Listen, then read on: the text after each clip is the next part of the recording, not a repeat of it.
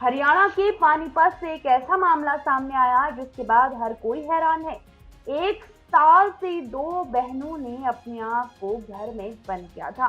माता पिता की मौत के बाद दोनों बहनों ने घर में खुद को कैद कर लिया था। बताते चले, पानीपत के कायस्थान मोहल्ले से पुलिस ने सामाजिक संस्थाओं के साथ मिलकर 1 साल से घर में बंद 2 बहनों का रेस्क्यू किया। रेस्क्यू की गई दोनों बहनों का मानसिक संतुलन भी ठीक नहीं लग रहा था। एक लड़की तो घर में निर्वस्त्र हालत में मिली, जबकि दूसरी पर सैकड़ों जख्म थे। घर में बेहद गंदगी थी, दुर्गंध फैली हुई थी। स्थानीय लोगों ने कहा कि माता पिता की मौत के बाद दोनों बहनों को डर था कि कहीं उनके रिश्तेदार मकान पर कब्जा न कर ले। इसी डर से दोनों ने खुद को घर में कैद कर लिया। बताया जा रहा है, लड़कियों का परिवार शिक्षित था। दोनों बहनें MBA पढ़ी हैं।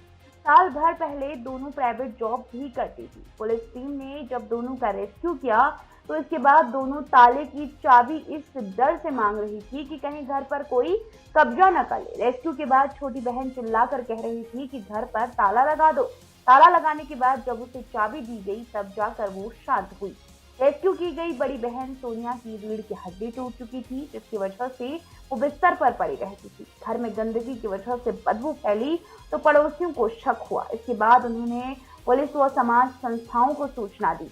रेस्क्यू टीम मौके पर पहुंची तो छत के रास्ते अंदर पहुंची। घर में बेहद गंदगी थी। वहीं स्थानीय लोगों का कहना है कि दोनों में से छोटी वाली बहन खिड़की पर आकर गली से गुजरने वालों को पैसे देकर दुकान से सामान मंगाती थी और उसके बाद खिड़की बंद कर लेती थी।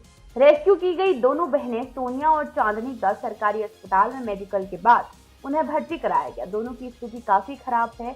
वो कुछ भी बोलने को तैयार नहीं है। सिटी थाना प्रभारी जाकिर हुसैन ने कहा, लड़कियों के पड़ोसियों से मामले की सूचना मिली। सूचना के बाद मौके पर पहुंचे सामाजिक संस्थाओं ने मदद की और दोनों को रेस्क्यू कर अस्पताल में भर्ती कराया गया है। पड़ोस में 2 लड़कियां हैं जी। ये लगभग 1 साल से अपने आप को इन्होंने अंदर बंद कर रखा है।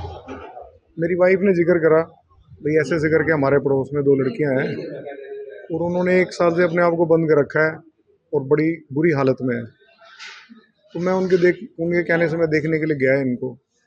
फिर मैंने पुलिस को भी बुलाया, मीडिया को बुलाया, तो भी सबने भी देखा है। ये तो बहुत बुरी हालत में है। तो लगता ही नहीं कि जैसे इंसान के हिसाब से रह रही हैं। इनके कमरे में से बदबू आ रही है। ये बाहर नहीं निकलती, पता नहीं कैसे खाना खाती होंगी, पता नहीं ये कैसे डेली के अपने काम करती होंगी। लड़की हैं तो लड़की होने के बावजूद देखो अब तक पता नहीं कैसे सरवाइव कर पाई है। वो कहते हैं कि इनके मदर फादर तो गुजर गए, शायद कोई भाई भी था वो भी गुजर गया। अब बाकी फैमिली में इनके या कोई रिश्तेदारी में कौन कौन है पता नहीं। मुझे ऐसे लगा कि मेरी वाइफ को और मैंने सलाह करी तो मुझे ऐसे लगा कि इंसानियत के तौर पे हमें लोगों को, अपने समाज के लोगों को, मीडिया को और सबको कोई इंटीमेशन देना चाहिए। तो मेरे को जो लगा मेरा फर्ज मैंने उस हिसाब से बुलाया।